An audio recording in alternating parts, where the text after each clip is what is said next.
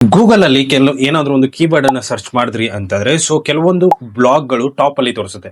So ಆ ಬ್ಲಾಗ್ಗಳು ಮಾತ್ರ ಯಾಕೆ ಟಾಪ್ ತೋರಿಸುತ್ತೆ? ಸೊ ಅದೇ ಕೀಬೋರ್ಡ್ ಅಲ್ಲಿ ನಾವು ಕೂಡ ಪೋಸ್ಟ್ ಗಳನ್ನ ಹಾಕಿದೀವಿ, ನಮ್ಮ ಬ್ಲಾಗ್ ಯಾಕೆ ಅಲ್ಲಿ ಟಾಪ್ ಅಲ್ಲಿ ತೋರಿಸಲ್ಲ? ಸೊ ಇದಕ್ಕೆ ಏನಂತಂದ್ರೆ ಡೊಮೇನ್ ಅಥಾರಿಟಿ ಅನ್ನೋದು ಏನಂತಂದ್ರೆ ಆ ಬ್ಲಾಗ್ಗಳದ್ದು ಜಾಸ್ತಿ ಇರುತ್ತೆ. ಸೊ ಇದರಿಂದ ಏನಾಗುತ್ತೆ ಅಂತಂದ್ರೆ ಅದು ಬೇಗ ಮೇಲೆ ತೋರಿಸುತ್ತೆ. ಸೊ ಅಂತಂದ್ರೆ ಗೂಗಲ್ದು ಟ್ರಸ್ಟ್ ಅನ್ನೋದು ಬಿಲ್ಡ್ ಆಗಿರುತ್ತೆ ಸೊ ಆ ಡೊಮೇನ್ಗಳಿಗೆ. ಸೊ ಆ ರೀತಿಯಾಗಿರುವಂತಹ ಒಂದು ಡೊಮೇನ್ ಟ್ರಸ್ಟ್ ಅನ್ನ ನಾವು ಯಾವ ತರ ಒಂದು ಇದ್ ಮಾಡ್ಕೊಳ್ಳೋದು, ಮತ್ತೆ ನಮ್ಮ ಅಥಾರಿಟಿಯನ್ನ ಯಾವ ತರ ನಾವು ಇದ್ ಮಾಡ್ಕೊಳ್ಳೋದು? ಸೊ ಅದಕ್ಕೆ ಒಂದು ಸಿಂಪಲ್ ಆನ್ಸರ್ ಏನಂತಂದ್ರೆ back links. So back links ಇತ್ತಂತಂದ್ರೆ ನಿಮ್ಮ ಡೊಮೇನ್ ಅಥಾರಿಟಿ ತುಂಬಾ ಚೆನ್ನಾಗಿ ಇದಾಗತ್ತೆ, ಇಂಪ್ರೂವ್ ಆಗುತ್ತೆ, ಮತ್ತೆ ಟ್ರಸ್ಟ್ ಕೂಡ ಗೂಗಲ್ಗೆ ಅಷ್ಟೇ ಇದು ಆಗುತ್ತೆ. ಸೊ ಒಂದ್ಸರಿ ನಿಮ್ಗೆ ಬ್ಯಾಕ್ ಲಿಂಕ್ಸ್ ಗಳು ಕ್ರಿಯೇಟ್ ಆಯ್ತು ಅಂತಂದ್ರೆ ಆಟೋಮೆಟಿಕ್ ಆಗಿ ಏನಾಗುತ್ತೆ ಅಂತಂದ್ರೆ ನಿಮ್ಮ ಬ್ಲಾಗ್ ಕೂಡ ಟಾಪ್ ಲೆವೆಲ್ಗೆ ಬರ್ತಾ ಶುರು ಆಗುತ್ತೆ.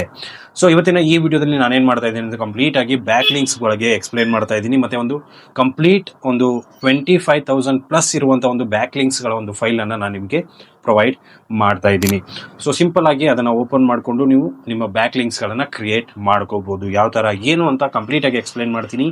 ವಿಡಿಯೋನ ಸ್ಕಿಪ್ ಮಾಡೋದಕ್ಕೆ ಹೋಗ್ಬೇಡಿ, ಎಂಡ್ ವರ್ಗು ನೋಡಿ. ಮೊದಲಿಗೆ ನೀವೇನ್ ಮಾಡ್ಬೇಕಂತಂದ್ರೆ ಸಿಂಪಲ್ ಆಗಿ ಡಿಸ್ಕ್ರಿಪ್ಷನ್ ಅಲ್ಲಿ ಒಂದು ಲಿಂಕ್ ಸಿಗುತ್ತೆ. ಸೊ ಆ ಲಿಂಕ್ ಮುಖಾಂತರ ಕ್ಲಿಕ್ ಮಾಡಿದ್ರಿ ಅಂತಂದ್ರೆ ಸೊ ಒಂದು ವೆಬ್ಸೈಟ್ ಓಪನ್ ಆಗುತ್ತೆ.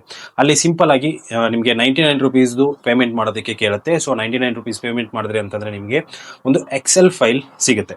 ಸೊ ಆ ಎಕ್ಸೆಲ್ ಫೈಲ್ ಅನ್ನ ನೀವು ಓಪನ್ ಮಾಡ್ಕೋಬೇಕು. ಸೊ ಓಪನ್ ಮಾಡ್ಕೊಂಡಾದ್ಮೇಲೆ ಅಲ್ಲಿ ತುಂಬಾ ಒಂದು ಏನಂತಂದ್ರೆ ಒಂದು ಡೀಟೇಲ್ಡ್ ಆಗಿರುವಂತ ಕೆಲವೊಂದು ವೆಬ್ಸೈಟ್ಸ್ ಗಳು ನಿಮಗೆ ಸಿಗುತ್ತೆ. ಸೊ ವೆಬ್ಸೈಟ್ಸ್ ಗಳನ್ನ ನೆಕ್ಸ್ಟ್ ಪ್ರೊಸೆಸ್ ಏನೇನ್ ಮಾಡಬೇಕು ಅನ್ನೋದನ್ನ ನಾನು ನಿಮಗೆ ಲ್ಯಾಪ್ಟಾಪ್ ಸ್ಕ್ರೀನ್ ಅಲ್ಲಿ ತೋರಿಸ್ತೀನಿ. ಸ್ನೇಹಿತರೆ ನೋಡಬಹುದು, ಎಕ್ಸೆಲ್ ಫೈಲ್ ಅನ್ನ ನೀವು ಓಪನ್ ಮಾಡಿದ್ರಿ ಅಂತಂದ್ರೆ ನಿಮಗೆ ಈ ತರ ಇಂಟರ್ಫೇಸ್ ನೋಡೋದಕ್ಕೆ ಸಿಗುತ್ತೆ. ಸೊ ಎಕ್ಸೆಲ್ ಫೈಲ್ ಅಲ್ಲಿ ಆಲ್ಮೋಸ್ಟ್ ಬೇರೆ ಬೇರೆ ಬೇರೆ ವೆಬ್ಸೈಟ್ಸ್ಗಳು ನಿಮಗೆ ನೋಡೋದಕ್ಕೆ ಸಿಗುತ್ತೆ. ಸೊ ಇಲ್ಲಿ ನೋಡಬಹುದು fresh release website, guest blogging website, business listing, forum submission, social bookmarking, article submission, Q&A websites, web 2.0 website, micro blogging websites. So ಇದೆಲ್ಲ ಏನಂತಂದ್ರೆ ನಿಮಗೆ ಇದರಲ್ಲಿರುವಂಥ ಬ್ಯಾಕ್ ಲಿಂಕ್ಸ್ಗಳು. ಸೊ ಕ್ಯಾಟಗರೀಸ್ ನಿಮಗೆ ಇಲ್ಲಿ ಸಿಗುತ್ತೆ. ಸೊ ನೀವು ಬಿಸ್ನೆಸ್ ಲಿಸ್ಟಿಂಗ್ ಮಾಡ್ತಿದ್ದೀರಿ ಅಂತಂದ್ರೆ ಈ ಕ್ಯಾಟಗರಿಗೆ ಹೋಗಬೇಕು. ಅಲ್ಲಿ ನಿಮಗೆ 235 ಸೈಟ್ಗಳು ಸಿಗುತ್ತೆ, ಅದರಲ್ಲಿ ಬ್ಯಾಕ್ ಲಿಂಕ್ಸ್ಗಳನ್ನ ಹಾಕ್ಬೋದು.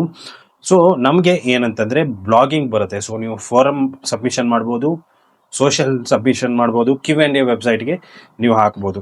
ನಾವು ಸಿಂಪಲ್ ಆಗಿ Q&A ವೆಬ್ಸೈಟ್ಗೆ ಹೋಗೋಣ. 40 ಇದೆ ನಮಗೆ Q&A ವೆಬ್ಸೈಟು. Q&A ವೆಬ್ಸೈಟ್ ಸೆಕ್ಷನ್ಗೆ ಹೋಗೋಣ. ಸೊ ನೋಡ್ಬೋದು Q&A ವೆಬ್ಸೈಟ್ ಅಲ್ಲಿ ನಮಗೆ ಓಪನ್ ಆಗುತ್ತೆ. ಫಸ್ಟ್ ಬರೋದು 90 ಅಂದ್ರೆ Quora.com.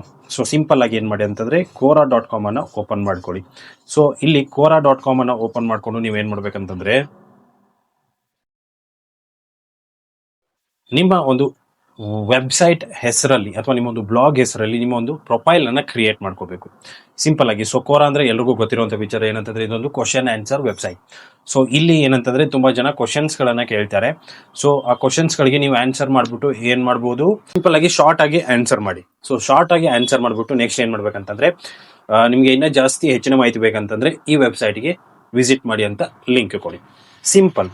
ಸೊ ಅಲ್ಲಿ ಆಟೋಮೆಟಿಕ್ ನಿಮ್ಮ ಆನ್ಸರ್ ಇಂಟ್ರೆಸ್ಟಿಂಗ್ ಇತ್ತಂತಂದ್ರೆ ಆಟೋಮೆಟಿಕಲಿ ಕ್ಲಿಕ್ ಮಾಡ್ತಾರೆ, ನಿಮ್ಮ ಬ್ಲಾಗ್ಗೆ ಬರ್ತಾರೆ, ಅಲ್ಲಿ ಕಂಪ್ಲೀಟ್ ಆಗಿ ಅವ್ರಿಗೆ ಮಾಹಿತಿ ಸಿಗುತ್ತೆ. ಸೊ ಈ ರೀತಿ ಏನಂತಂದ್ರೆ ಇದೊಂದು ವರ್ಕ್ ಆಗುತ್ತೆ Quora. ಸೊ ಇದೇ ತರ ಮೀಡಿಯಂ ಇದೆ, medium.com ಅಂತ, ಸೊ ಅದು ಬರುತ್ತೆ. blogger.com ಅಂತ ಇದೆ, ಅದು ಬರುತ್ತೆ. ಸೊ ಈ ರೀತಿ ಏನಂತಂದ್ರೆ ವೆಬ್ಸೈಟ್ಸ್ ಗಳನ್ನ ನಿಮ್ಮ ಒಂದು ಪ್ರೊಫೈಲ್ಸ್ ಗಳನ್ನ ಕ್ರಿಯೇಟ್ ಮಾಡ್ಕೊಂತ ಹೋಗ್ಬೇಕಾಗತ್ತೆ. ಸೊ ಜಾಸ್ತಿ ಏನು ಮಾಡೋ ಅವಶ್ಯಕತೆ ಇರಲ್ಲ. ಸಿಂಪಲ್ ಆಗಿ ಇಲ್ಲಿ ನೋಡ್ಬೋದು ಸೈನ್ ಅಪ್ ಅಂತ ಬರುತ್ತೆ. ಸೊ ಸೈನ್ ಅಪ್ ಮೇಲೆ ಕ್ಲಿಕ್ ಮಾಡ್ಕೊಡಿ. ಕೆಲವೊಂದು ಇದು ಮಾಡ್ಕೊಂಡು ನೀವು ಏನಂತಂದ್ರೆ ಸಿಂಪಲ್ ಆಗಿ ಲಾಗಿನ್ ಆಗ್ಬೋದು. ಸೊ ಲಾಗಿನ್ ಆಗಿ ನಿಮ್ಮ ಕಂಪ್ಲೀಟ್ ಪ್ರೊಫೈಲ್ ಅನ್ನ ಕ್ರಿಯೇಟ್ ಮಾಡ್ಕೊಡಿ. ಕ್ರಿಯೇಟ್ ಮಾಡಿಕೊಂಡು ನಿಮ್ಮ ಒಂದು ಏನಂತಂದ್ರೆ ವೆಬ್ಸೈಟ್ ಅಥವಾ ಬ್ಲಾಗ್ ಲಿಂಕ್ಸ್ ಗಳನ್ನ ಶೇರ್ ಮಾಡ್ತಾ ಹೋಗಿ. ಇದರಿಂದ ಏನಾಗುತ್ತೆ ಅಂತಂದ್ರೆ ಬ್ಯಾಕ್ ಲಿಂಕ್ ಜನರೇಟ್ ಆಗ್ತಾ ಹೋಗುತ್ತೆ.